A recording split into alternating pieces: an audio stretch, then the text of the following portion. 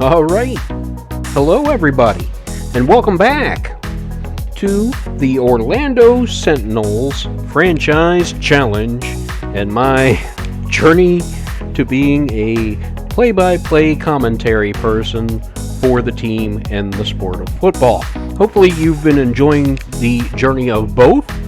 I think if I'm grading myself, I have to say that the Sentinels are improving much more than I am. I would like to clean up my flubs. I sometimes say the play runs to the left when it actually ran to the right, vice versa, and vice versa. I stumble over my words, which is a speech pattern problem I realize I have now that I wasn't aware of in the past, but I don't listen to myself speak for this amount of time. I'm not used to hearing myself speak, so now I recognize I have a problem to work on. I'd like to get players' names correct. I realize I repeat certain phrases like, he's got a lane, ultimately, nice play there, or just ending, oh, nice stop there, that was a good play there. Just things that I say, matter-of-factly, that I don't realize I'm saying over and over again, so things to improve on. But that's not what we're here for. What we're here for is the fallout after Week 16, and I intentionally did not advance the week offline. I wanted to do it together with you because the Columbus Explorers are going to have a lot to do and say with whether we have a shot for the division win or not. They currently sit atop the division at 11-3. We're 10-5, so you're like, wait a minute, how does that work? Well, they haven't played their game yet. I haven't advanced the week.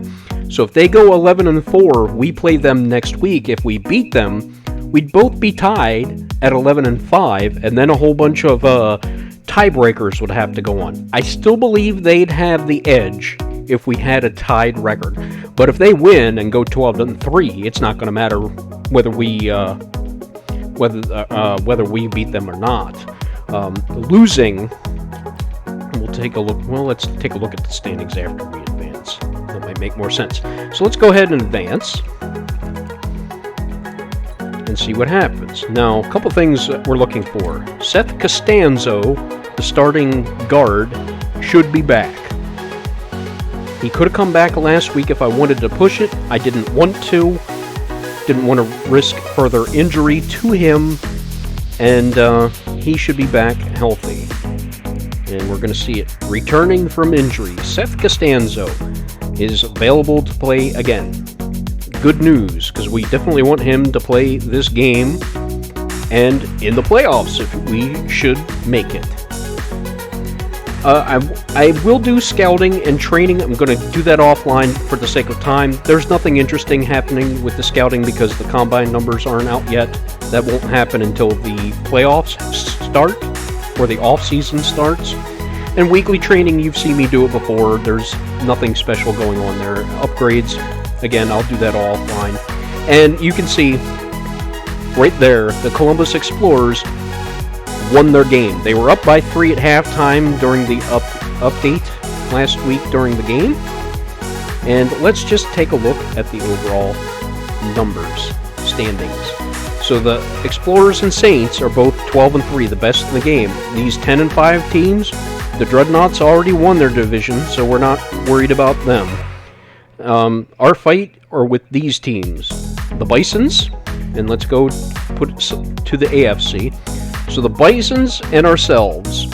And then following that, you have the Conquistadors, the Bulldogs, and Voyagers, who could all have a say. Now, the South Division winner has not been selected yet.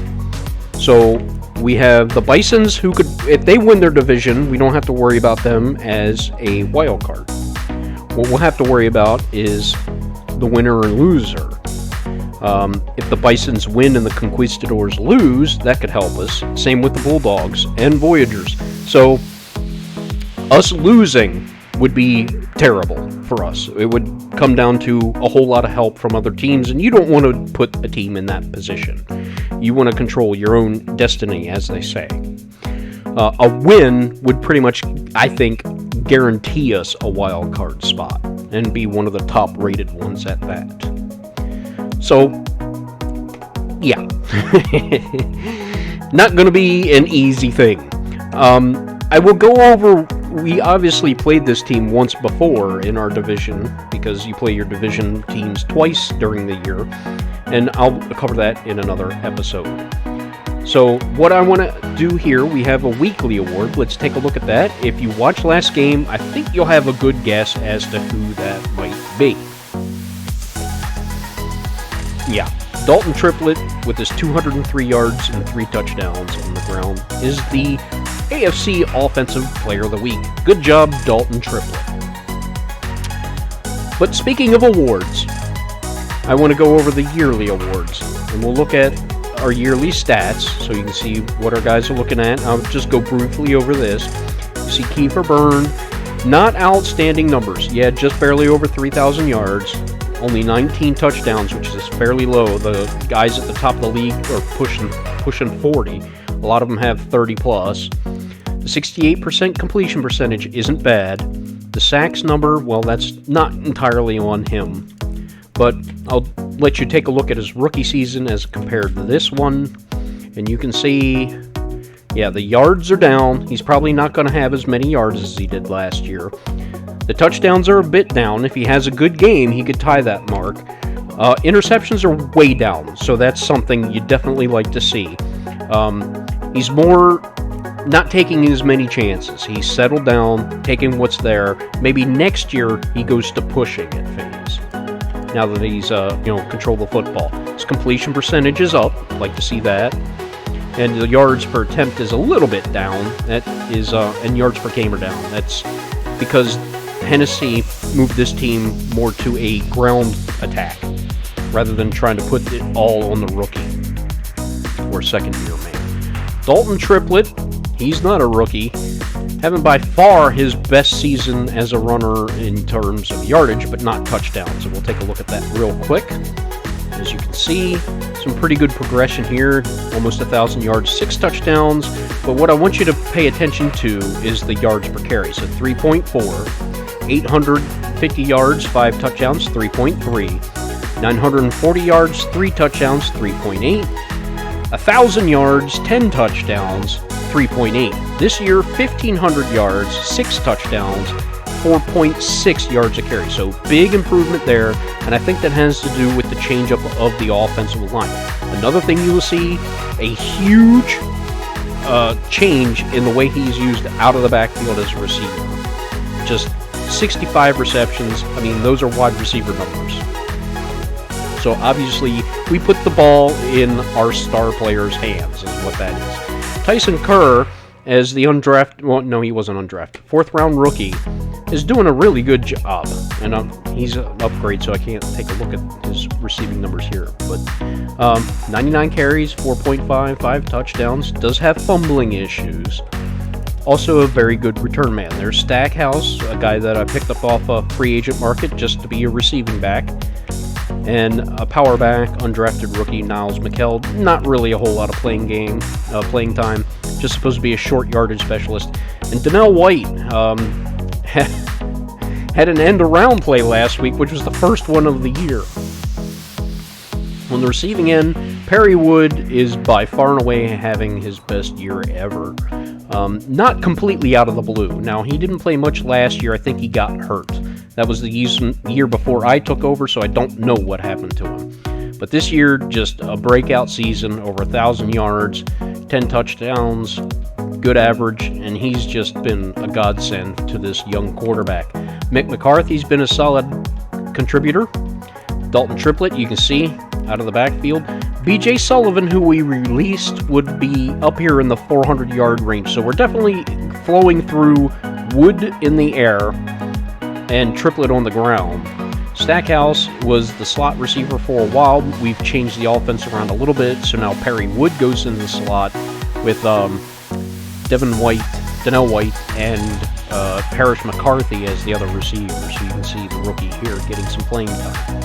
Tyler Ramsey still gets some playing time as the backup, and there's Tyson Kerr with a few catches out of the backfield. Now Battles, veteran, barely plays. Terrence Durham has seen the field a few times, and the 3rd-string tight end, Josh Cantwell. Blocking, Crockett has been a boom. Only 1 sack the whole year, so he's definitely doing his job protecting the quarterback. Seth Costanzo and Shaquem Wagner. Now, Shaquem Wagner filled in for Costanzo, and you can see he did pretty much the same job, so no real drop-off in terms of sacks. Now, the rounding game may have suffered a little. See, Matthew Hardy, only 4 sacks. Simon Gibson was the starting left tackle. He's been moved to backup center because Radovich has taken over. And you can see these 4 sacks came in like the first few games. Radovich has played pretty much the whole season. You can see the difference in snaps there. And Beatles has been pretty solid over there at right tackle. He struggles against elite talent. Who doesn't? On the defense, London Bates has been amazing. I believe he's in line for several awards this year. Nate Youngblood having a great year as far as tackles and tackles for loss, pass deflection. LaMarcus Blades, keep calling him London. Same thing. Zaire Witherspoon, very solid player. Denario Blanton, pass coverage linebacker. Kershaw having an amazing year, leads the league in interceptions and I believe deflections. Julius Lamb's up there with him. Tanner Malone, number 2 in sacks. He might be there for some linebacker awards, maybe Pro Bowl. Vernon Hunt, good season as a rookie. Sean Stewart, run stopper. Sheldon Bates, the rookie D tackle, had 2 sacks last game. Felton came on with a sack as well. Just solid seasons. Patton been a special teams ace and has filled in nicely when Kershaw got hurt. Barker seen some time. Diamond McCoy, special teams. Battles comes on every once in a while. James Chris, the run-stopping specialist middle linebacker. And Lennox Steven, this is a guy I want you to pay attention to because we might have to find a way to get him on the field. He only comes in rarely during the games now. He wasn't even playing up until about 3 weeks ago. He steps onto the field and makes things happen. 1 tackle for a loss, a sack, an interception, a deflection. Last game, 2 forced fumbles and 2 fumble recoveries. The guy just makes plays when he's on the field. I'm going to have to see if I can find a way to get him on the field more. John Monroe hardly ever plays. Cedric Carr and Chandler McMillan. Kicking, the struggles of Wes McGuire. Pretty much perfect inside the 50. More than 50, everything goes wrong. So I doubt he is in line for any awards. Spencer Parsons, master of punting it inside the 20, but his overall numbers, these average is well below league average, and his net average is way down because he also puts it in the end zone quite a bit. So I still like the job he does for us. I don't think he's going anywhere, but as far as an award winner, kick returner, Tyson Kerr is nice here. Might have to look for somebody a little more dynamic, but he seems to do much better on punt returns. As you can see, he's got a touchdown there. First one I've ever seen in Madden, personally, watching a gameplay. So let's take a look at who's up for awards. We already saw the weekly award. And here we go. MVP. I don't think we'll see any Sentinels up here, but I'll scroll through to see the names real quick. There's an Explorer. Very good quarterback for the Explorers. You're going to see a trend with that. Coach of the Year, Explorers. There's Hennessy, number 3. I don't think unless he wins the Super Bowl, which I don't think even matters. I think this is all regular season based. I don't think Hennessy has a chance to win it this year, but he's having a great showing. Taking this team from 2-14 to this is just an amazing turnaround. Who else is in the running here? So those are the NFL awards. Let's go for the conference awards. So Offensive Player of the Year, you have Richard Smart of the Bulldogs, Sleet, there's Schneider from the Explorers, Winter from the Miners, Bowen, Underwood. Here we go, Dalton Triplett, the running back. If he had more touchdowns, he might be higher up the list because the yardage is definitely there. Peralta, Hepburn, and Jefferson. Defensive Player of the Year. We got Dean Sanborn of the Huskies, who we played. He is very good. And then London Bates. So London Bates has a big game. Maybe he can win Defensive Player of the Year. Bulldogs, Windsor, McCoy. There's Tanner Malone. He's probably going to have like a huge sack game to jump up the top of the list here. But nice to see he's represented. Terrence King, Morris, Barkley, Burrows. Offensive Rookie of the Year, Tyson Kerr. And he doesn't have a chance to win it. As the backup, I'm surprised he's even on here because he's not getting a whole lot of snaps. But he's had good production in the snaps he's gotten.